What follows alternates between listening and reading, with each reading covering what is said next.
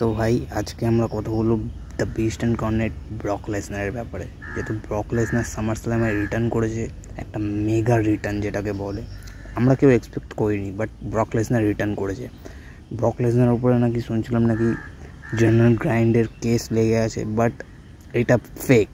দেখো ভাই, ব্রক লেসনারের কত কী হেটার আছে না আছে আমি সেটা জানি না। আমি আগেও চ্যানেলে বলেছি যে ব্রক লেসনার ভার্সেস জন সিনা ফেয়ারওয়েল ট্যুর হবেই।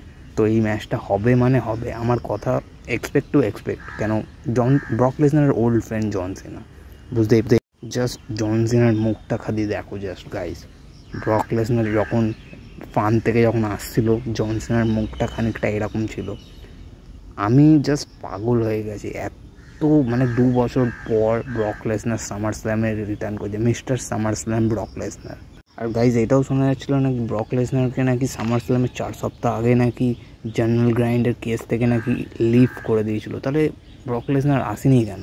ওয়াই আসেনি? কেন ব্রক লেসনার আসেনি? তো ব্রক লেসনার অ্যাকচুয়ালি ক্রিয়েটিভ থেকেই ওকে নিয়ে এসছে সবাই মিলে প্ল্যানিং করে সামার স্ল্যামে।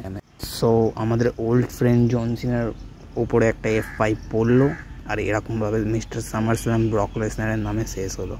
তো গাইজ, সামার স্ল্যাম মানেই হচ্ছে Brock Lesnar. Okay, old SummerSlam Brock Lesnar. তো তোমাদের ভিডিওটা ভালো লাগে লাইক করুন।